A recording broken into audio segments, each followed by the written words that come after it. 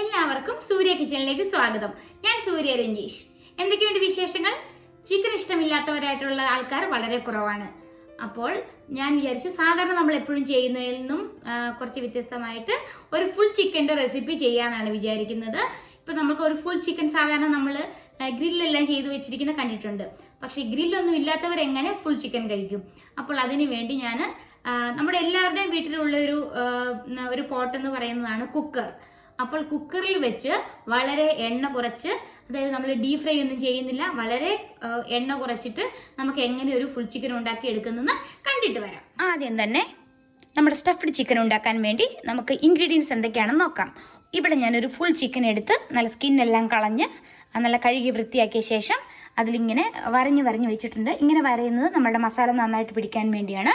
അതുകൂടാതെ ഒരു 3 ചെറിയുള്ളി എടുത്തിട്ടുണ്ട്. ഒരു 1/2 ടീസ്പൂൺ നമ്മളുടെ പെരിഞ്ജീരകം പൊടിച്ച് വെച്ചിട്ടുണ്ട്. 1 ടേബിൾ സ്പൂൺ മല്ലിപ്പൊടി, 2 table spoon ginger garlic paste, 1 table spoon garam masala എടുത്തിട്ടുണ്ട്, 1 ടേബിൾ സ്പൂൺ ചിക്കൻ മസാല എടുത്തിട്ടുണ്ട്, 1 ടേബിൾ സ്പൂൺ മീറ്റ് മസാല എടുത്തിട്ടുണ്ട്, 2 ടേബിൾ സ്പൂൺ കശ്മീരി ചില്ലി എടുത്തിട്ടുണ്ട്, അല്പം മഞ്ഞൾപ്പൊടി വേണം, ഉപ്പ് വേണം, 1/4 കപ്പ് തൈര് എടുത്തിട്ടുണ്ട്, മല്ലിയില. ഇനി നമുക്ക് നമ്മുടെ ഈ ചിക്കനിലേക്ക് പുരട്ടാൻ ഒരു മസാല ഉണ്ടാക്കിയെടുക്കണം. നമുക്ക് നോക്കാം മസാല എങ്ങനെയാണ് ഉണ്ടാക്കിയെടുക്കുന്നതെന്ന്. അടുത്തതായി നമ്മുടെ മസാല ഉണ്ടാക്കാൻ വേണ്ടി ഒരു മിക്സിയുടെ ജാർ എടുത്ത് വെച്ചിട്ടുണ്ട്. ഇതിലേക്ക് നമ്മൾ എടുത്ത് വെച്ചിരിക്കുന്ന ചെറിയ ഉള്ളി, പിന്നെ നമ്മുടെ എല്ലാ പൗഡറും, പെരിഞ്ജീരകത്തിന്റെ പൊടി, മല്ലിപ്പൊടി, ജിഞ്ചർ ഗാർലിക് പേസ്റ്റ്,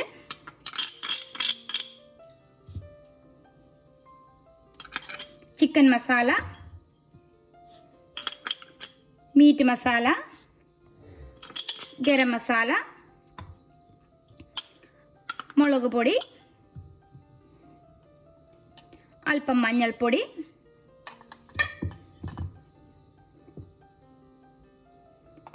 കുറച്ച് നമ്മുടെ ചിക്കനിലേക്ക് ആവശ്യമായ ഉപ്പ്, കൂടാതെ എടുത്തു വെച്ചിരിക്കുന്ന തൈര്, പിന്നെ മല്ലിയില. ഇത്ര ഐറ്റംസ് നമ്മൾ ഇതിലേക്ക് ഇട്ട് കൊടുത്തിരിക്കുകയാണ്. ഇനി ഇതിനെ നമ്മൾ നന്നായിട്ടൊന്ന് അരച്ചെടുക്കാൻ പോവുകയാണ്. ഇതിന്റെ ലിഡ് വെച്ചിട്ട് നമുക്കിതിനെ ഒന്ന് അരച്ചെടുക്കാം. ഇപ്പം നമ്മുടെ മസാല ഞാൻ നന്നായിട്ട് അരച്ചെടുത്തിട്ടുണ്ട്. ഇനി നമുക്ക് നമ്മുടെ ചിക്കനിലേക്ക് നന്നായിട്ട് തേച്ച് പിടിപ്പിക്കണം. ഇപ്പം നമുക്ക് നമ്മുടെ ചിക്കനിലേക്ക് ഈ മസാല തേച്ച് പിടിപ്പിക്കാം. അപ്പം നമ്മൾ കുറച്ച് മാത്രം ഇതിനകത്തേക്ക് ഇട്ടിട്ട് ഈ ചിക്കൻ്റെ എല്ലാ ഭാഗത്തേക്കും നന്നായിട്ട് നമ്മളിങ്ങനെ തേച്ച് പിടിപ്പിക്കണം. ഇതുകൊണ്ടോ നമ്മൾ ഈ വരഞ്ഞു വെച്ചിട്ടുണ്ടല്ലോ, അവിടെയൊക്കെ നന്നായിട്ട് ഈ മസാല നമ്മൾ തേച്ച് പിടിപ്പിക്കുക. ഇവിടെ എല്ലാം ഇങ്ങനെ നന്നായിട്ട് ആദ്യം റഫായിട്ടൊന്ന് തേച്ച് കൊടുക്കുക. അതിനുശേഷം നമുക്ക് ഇതിങ്ങനെ നന്നായിട്ട് തേച്ച് പിടിപ്പിക്കാം. അതിനുശേഷം ഇതുകൊണ്ടോ തേച്ച് കൊടുക്കുക. ഇതേപോലെ നമ്മൾ ചിക്കൻ്റെ എല്ലാ ഭാഗത്തും നന്നായിട്ട് ഇങ്ങനെ മസാല തേച്ച് പിടിപ്പിക്കുക. ഇപ്പോൾ ഇത് നമ്മുടെ ചിക്കൻ എല്ലാം നന്നായിട്ട് ഞാൻ മസാല തേച്ച് വെച്ചിട്ടുണ്ട്. ഇനി നമ്മൾ ഇതിനെ എന്തെങ്കിലും ഒന്ന് കവർ ചെയ്യണം. ഞാനിപ്പോൾ ഒരു ഫോയിൽ വെച്ചാണ് ഇതിനെ കവർ ചെയ്യുന്നത്. ഇത് കവർ ചെയ്തിട്ട് നമ്മളൊരു മിനിമം ഒരു 3 മണിക്കൂറെങ്കിലും വെക്കാൻ നോക്കുക. പറ്റിയില്ലെങ്കിൽ അറ്റ്ലീസ്റ്റ് ഒരു 1 മണിക്കൂറെങ്കിലും വെക്കുക. ഞാനിപ്പോൾ ഒരു ഉച്ച സമയത്താണ് ചെയ്യുന്നത്. ഞാനിതിപ്പോൾ വൈകുന്നേരത്തിന് വേണ്ടിയാണ് എടുക്കാൻ പോകുന്നത്. അതുകൊണ്ട് എനിക്കൊരു 3-4 മണിക്കൂർ എന്തായാലും കിട്ടും. അപ്പോൾ നിങ്ങൾക്ക് ഒട്ടും നേരമില്ലെങ്കിൽ അറ്റ്ലീസ്റ്റ് 1 മണിക്കൂറെങ്കിലും വെക്കാൻ ട്രൈ ചെയ്യുക. അപ്പോൾ നമുക്ക് നന്നായിട്ട് കവർ ചെയ്തിട്ട് നമുക്കിത് ഫ്രീസറിലല്ല ഫ്രിഡ്ജിലാണിത് വെക്കേണ്ടത്. നമ്മുടെ ചിക്കൻ ഇപ്പോഴൊരു 5 മണിക്കൂറോളം ഞാൻ ഫ്രിഡ്ജിൽ വെച്ചിരുന്നതാണ്. ഇത് കണ്ടോ, നല്ല മസാലയൊക്കെ നന്നായിട്ട് പിടിച്ച് നന്നായിട്ടിരിക്കുന്നുണ്ട്. ഇനി നമ്മൾ ഇതിനെ ഒന്ന് വേവിച്ചെടുക്കണം. ആദ്യം തന്നെ ഇത് നമ്മൾ ഫുള്ളായിട്ട് എണ്ണയിലിട്ടല്ല നമ്മൾ വേവിക്കാൻ പോകുന്നത്. അപ്പോൾ നമ്മൾ ഈ വേവിക്കുമ്പോൾ ഈ കാലിങ്ങനെ വിടർന്നു പോകും. അത് പോവാണ്ടിരിക്കാൻ വേണ്ടി നമ്മൾ എന്ത് ചെയ്യും, ഈ കാലിൻ്റെ അറ്റം ഇങ്ങനെ പിടിക്കുക, ശേഷം ഇവിടെ ഇങ്ങനെ പിടിക്കുക, ഈ നെഞ്ച് ഭാഗത്തേക്ക് ഇതിങ്ങനെ കൊണ്ടുവരിക. അതിനുശേഷം ഒരു ടൂത്ത് പിക്ക് എടുത്ത് ഇങ്ങനെ കുത്തിയിറക്കുക. എന്നിട്ട് ഇതിനകത്തേക്ക് ഇങ്ങനെ കുത്തിയിറക്കുക. അതവിടെ നല്ല സ്റ്റിഫായിട്ട് ഇരുന്നോളും. അതുപോലെ ഈ സൈഡിൽ ഒന്ന് കുത്തി കൊടുക്കാം. ഇല്ലെങ്കിൽ എന്ത് പറ്റും, നമ്മളിത് കുക്കായി വരുമ്പോഴത്തേക്കും ഈ കാലിങ്ങ് വിടർന്നു പോകും. അതങ്ങനെ വരാണ്ടിരിക്കാൻ വേണ്ടിയാണ് ഞാൻ ഇങ്ങനെ ചെയ്യുന്നത്. അതുപോലെ തന്നെ ഈ കാലും ഈ സൈഡിലേക്ക് ഇങ്ങനെ പിടിച്ചിട്ട് ഇങ്ങനെ ഒരു ടൂത്ത് പിക്ക് വെച്ച് കുത്തി കൊടുക്കാം. ഇതല്ലെങ്കിൽ നിങ്ങൾക്ക് കാല് കെട്ടി വെക്കാം, പക്ഷേ അതിൽ എളുപ്പമായിട്ട് നമുക്ക് ചെയ്യാൻ പറ്റുന്നത് ഈ ടൂത്ത് പിക്ക് ഇങ്ങനെ കുത്തി കൊടുക്കുന്നത് തന്നെയാണ്. നമുക്ക് എല്ലാം കഴിയുമ്പോൾ നമുക്കിത് ഊരിയെടുത്താൽ മതിയാവും. അപ്പം നിങ്ങൾ നോക്കുക, എന്തോരം ടൈറ്റായിട്ടിരിക്കുന്നോ അത്രയും രീതിയിൽ ടൂത്ത് പിക്ക് കുത്തി കൊടുക്കുക. ഞാനിപ്പോൾ ഇങ്ങനെ ടൂത്ത് പിക്ക് കുത്തി കൊടുത്തേക്കാണ്. ഇതുകൊണ്ട് അപ്പോൾ ഈ കാലിങ്ങനെ കൂടി ഇങ്ങനെ തന്നെ ഇരുന്നോളും. ഇനി നമുക്കിതിനെ കുക്കറിലൊന്ന് വേവിച്ചെടുക്കണം. നമുക്ക് നോക്കാം അതെങ്ങനെയാണ് ചെയ്യുന്നതെന്ന്. അടുത്തതായി ഞാൻ നമ്മുടെ ചിക്കൻ വേവിക്കാൻ വേണ്ടി ഒരു കുക്കർ അടുപ്പിൽ വെച്ചിട്ടുണ്ട്. നിങ്ങൾ അത്യാവശ്യം നിങ്ങളുടെ ചിക്കൻ ഇറങ്ങി നിൽക്കുന്ന രീതിയിലുള്ളൊരു കുക്കറാണ് എടുക്കേണ്ടത്. അതിനുശേഷം ഞാൻ ഇതിലേക്ക് ഇതേപോലത്തെ ഒരു നമ്മളുടെ സ്റ്റീമൊക്കെ ചെയ്യാൻ വേണ്ടിയുള്ളൊരു പാത്രം കിട്ടും നമുക്ക് നമ്മുടെ കുക്കറിൻ്റെ കൂടെ. അതിനെ തലകീഴായി ഇങ്ങനെ വെള്ളത്തിലേക്ക് ഇടുക. ഇപ്പം നമ്മൾ ആ വെള്ളം ഇതിൽ മുട്ടുന്നില്ല, എന്നാൽ ഹോൾസിലൂടെ ആവി മുകളിലേക്ക് വരികയും ചെയ്യും. അടുത്തതായി നമ്മൾ ഈ എടുത്ത് വെച്ചിരിക്കുന്ന നമ്മുടെ ചിക്കനെ എടുത്ത് ഈ കുക്കറിലേക്ക് ഇറക്കി വെക്കുക. ഇപ്പം നമ്മുടെ ചിക്കനെ ഞാൻ കുക്കറിലേക്ക് ഇറക്കി വെച്ചിട്ടുണ്ട്. അതിനുശേഷം ഞാൻ കുക്കറിൻ്റെ ലിഡ് ഇട്ട് ഇത് അടച്ചിട്ട് ഇതിനെ ഞാനൊരു 15 മിനിറ്റ് ലോ ടു മീഡിയം ഫ്ലെയിമിൽ നമ്മൾ കുക്ക് ചെയ്യാൻ പോവുകയാണ്. അടുത്തതായി നമ്മുടെ ചിക്കൻ വേകുന്ന സമയത്ത് നമുക്ക് അതിനുള്ളിൽ സ്റ്റഫ് ചെയ്യാൻ വേണ്ടി ഒരു മസാല ഉണ്ടാക്കണം. അത് ഞാനൊരു മുട്ട വെച്ചിട്ടുള്ള ഒരു മസാലയാണ് ഉണ്ടാക്കുന്നത്. അതിന് വേണ്ടി ഞാനൊരു പാൻ അടുപ്പിൽ വെച്ചിട്ടുണ്ട്. അതിലേക്ക് ഞാൻ ഒരു ടേബിൾ സ്പൂൺ ഓയിലും ഒഴിച്ചിട്ടുണ്ട്. ഇതിലേക്ക് ഞാൻ ഒരു സവാള, അത്യാവശ്യം മുഴുത്ത സവാളയായിരുന്നു, അതൊന്ന് സ്ലൈസ് ചെയ്ത് വെച്ചിട്ടുണ്ട്, അത് ഇട്ട് കൊടുക്കുകയാണ്. ഇനി അതിലേക്ക് അല്പം ഉപ്പും കൂടി ഇട്ട് കൊടുക്കുകയാണ്. ഈ ഉപ്പിട്ട് കൊടുക്കുന്നത് ഒരുപാട് ഉപ്പിടരുത്, നമ്മൾ ഓൾറെഡി മസാലയ്ക്ക് ഉപ്പ് മിക്സ് ചെയ്തിട്ടുണ്ട്. ഈ സവാള ഒന്ന് പെട്ടെന്ന് വഴറ്റി കിട്ടാൻ വേണ്ടി ഞാനൊരല്പം ഉപ്പ് മാത്രമാണ് ഇതിലേക്ക് ഇട്ട് കൊടുത്തിട്ടുള്ളത്. ഇനി ഇത് നന്നായിട്ട് നമ്മളൊന്ന് വഴറ്റിയെടുക്കുക. ഇപ്പം നമ്മുടെ സവാളയൊക്കെ കളറൊക്കെ മാറി വന്നിട്ടുണ്ട്. ഈ സമയം നമ്മൾ ഓൾറെഡി എടുത്തു വെച്ചിരുന്ന ചിക്കന് വേണ്ടി മിക്സ് ചെയ്ത് വെച്ചിരുന്ന മസാല ഉണ്ടല്ലോ, ആ മസാല ഞാൻ ഇതിലേക്ക് ഇട്ട് കൊടുക്കുകയാണ്.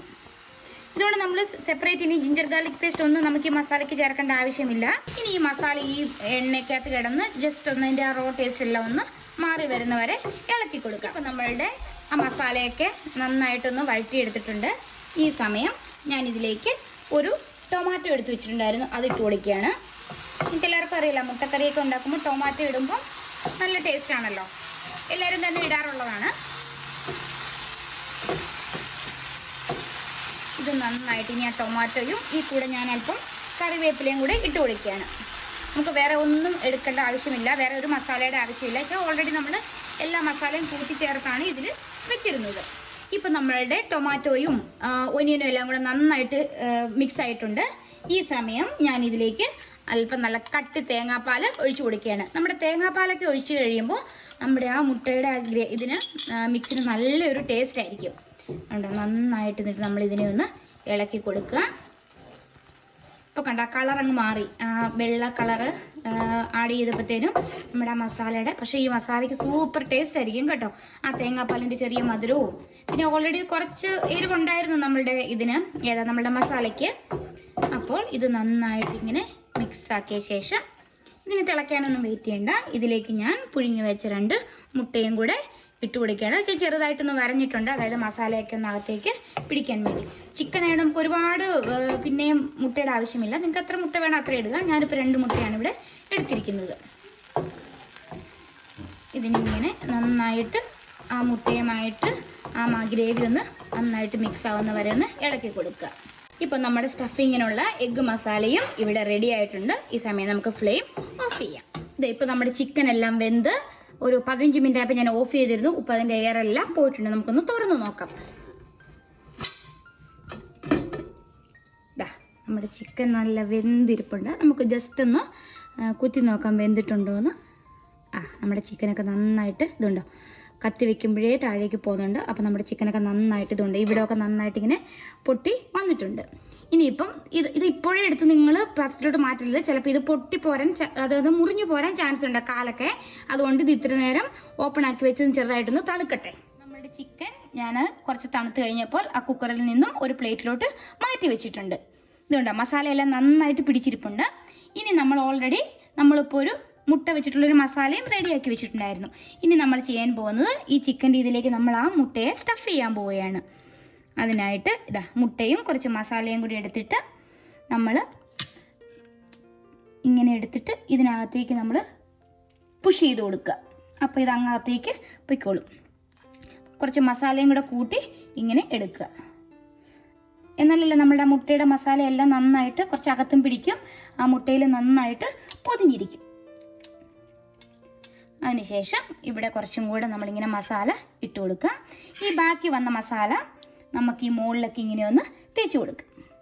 അപ്പോൾ നമ്മൾ സാധാരണ നോർമൽ ഫ്രൈ ചെയ്യുന്ന പോലെ തന്നെ നമുക്ക് ആ മസാലയെല്ലാം നന്നായിട്ട് പിടിച്ചിരിക്കുന്ന രീതിയിൽ കിട്ടും. അപ്പോൾ നമുക്ക് ഈ ബാക്കി ആ മുട്ടയുടെക്ക് വേണ്ടി ഉണ്ടാക്കിയ മസാല ഇതിലേക്കെല്ലാം നന്നായിട്ടൊന്ന് തേച്ച് പിടിപ്പിക്കാം. നമ്മുടെ ചിക്കനിലേക്ക് ഞാൻ നന്നായിട്ട് മസാലയെല്ലാം തേച്ച് പിടിപ്പിച്ചിട്ടുണ്ട്. എല്ലാ ഭാഗത്തേക്കും കണ്ട ആ ഒനിയനും എല്ലാം കൂടെ വരുന്ന ആ മസാല നന്നായിട്ട് തേച്ച് പിടിക്കുമ്പോൾ പ്രത്യേക ടേസ്റ്റ് കിട്ടും നമുക്ക്. ഇനി നമുക്കിതിനെ ഒന്ന് നമ്മൾ അല്പം എണ്ണ ഒഴിച്ച് എല്ലാ ഭാഗവും നന്നായിട്ടൊന്ന് മൊരിയിച്ചെടുക്കുന്ന പോലെ ഒന്ന് ഫ്രൈ ചെയ്തെടുക്കണം. ഞാനിവിടെ ഒരു വലിയ പാൻ എടുത്ത് വെച്ചിട്ടുണ്ട്.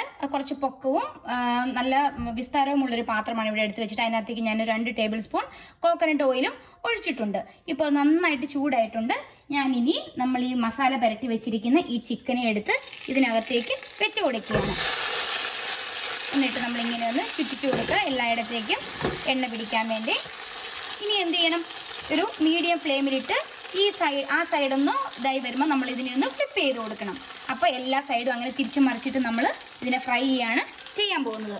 ഈ സമയം ആ ഒരു സൈഡ് ഫ്രൈ ആകുന്ന സമയത്ത് ഞാൻ ഈ ചിക്കൻ്റെ മുകളിലേക്ക്, നമ്മൾ ചിക്കൻ ഒട്ടും വേറെ എണ്ണയൊന്നും ചേർത്തിട്ടില്ലായിരുന്നല്ലോ, അതുകൊണ്ട് അല്പം വെളിച്ചെണ്ണ ഞാനിങ്ങനെ ഈ മുകളിലേക്ക് ഒഴിച്ചു കൊടുക്കുകയാണ്. ഇനി നമ്മൾ തിരിച്ചിടുമ്പം ഈ വെളിച്ചെണ്ണയും കൂടി കൂട്ടി നന്നായിട്ട് ഇവിടെ എല്ലാം മുരിഞ്ഞു വരും.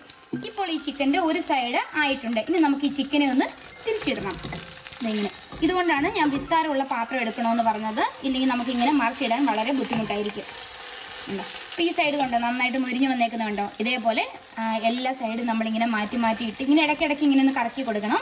ഒരേ സൈഡ് തന്നെ കരിഞ്ഞു പോകരുത്. നമ്മൾ ഒരുപാട് ഫ്ലെയിം ഇട്ടും ചെയ്യരുത്. ഒരു മീഡിയം ഫ്ലെയിം ഇട്ടിട്ട് ഇടയ്ക്കിടയ്ക്ക് നോക്കണം. തീരെ കുറച്ചിട്ടാലും പെട്ടെന്ന് ഇങ്ങനെ ഫ്രൈ ആയി കിട്ടില്ല. അതുകൊണ്ട് ഒരു മീഡിയം ഫ്ലെയിമിലിട്ട് നമ്മൾ ഇതേപോലെ തിരിച്ചും മറിച്ചിട്ട് നന്നായിട്ട് ഫ്രൈ ചെയ്തെടുക്കണം. ഇതാ നമ്മുടെ ചിക്കൻ ഇവിടെ ഫ്രൈ ആകുന്ന സമയത്ത് ഞാനിവിടെ നമുക്ക് ഫ്രഞ്ച് ഫ്രൈസും കൂടെ റെഡിയാക്കുകയാണ്. ഇതിപ്പോൾ റെഡിയായി, ഈ സെറ്റും റെഡി ആയിട്ടുണ്ട്.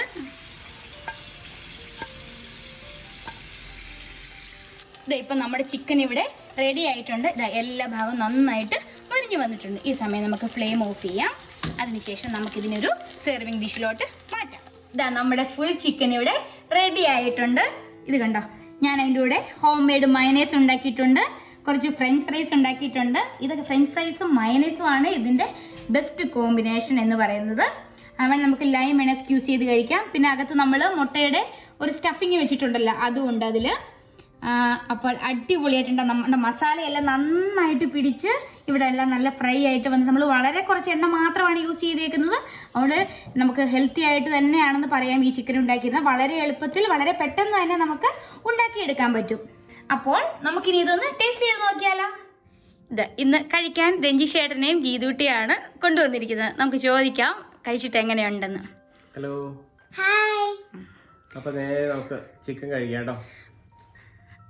കണ്ടിട്ട് എങ്ങനെയുണ്ട് ഏട്ടാ? കണ്ടിട്ട് അടിപൊളി, സൂപ്പറാ, നല്ല ടേസ്റ്റി ആയിട്ട് തോന്നുന്നുണ്ട്. മണം ഉണ്ടായിരുന്നു. ഇനി നമുക്ക് ഒന്ന് പൊടിച്ച് കഴിച്ചു നോക്കാം. കാലത്ത് ഈസി ആയിട്ട് പോരുന്നുണ്ട്.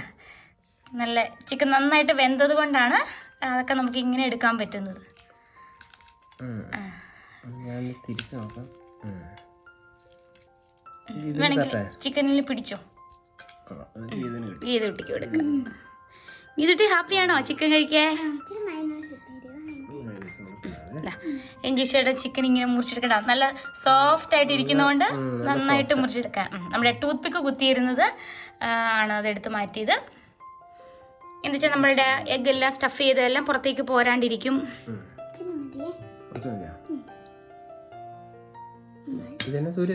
മയനൈസ്, നമ്മുടെ home made mayonnaise, white colour. ഇത് നമ്മള് കുറച്ച് മറ്റേ ഇറ്റാലിയൻ സീസണിങ് ആഡ് ചെയ്തിട്ടുണ്ട്. പിന്നെ സാധാരണ എഗ് വൈറ്റ് വെച്ചിട്ടാണ് ചെയ്യുന്നത്. ഞാൻ ഫുൾ എഗ് ആയിട്ട് തന്നെ ഇട്ടേക്കുവാണ്, അതുകൊണ്ടാണ് ഒരു കളർ വ്യത്യാസം വരുന്നത്. ഓക്കെ, കുറച്ചും കൂടെ നല്ല മസാല കൂട്ടിയുള്ള എടുക്കുക, എന്നിട്ട് നോക്ക്. കൈ കൊണ്ട് നല്ല മുറിഞ്ഞു പോരുന്നില്ലേ? എടാ നന്നായിട്ട് വെന്തിട്ടുണ്ട്. നമ്മളെ കുക്കറിൽ വെച്ചിരുന്നോണ്ട്. എങ്ങനെയുണ്ട് ഗീതുട്ടി? നല്ല സോഫ്റ്റ് ആയിട്ടുണ്ടോ? കഴിക്കാൻ എങ്ങനെയുണ്ട്? രഞ്ജീഷ് നല്ലതാണോ? രഞ്ജീഷി ആയിട്ട്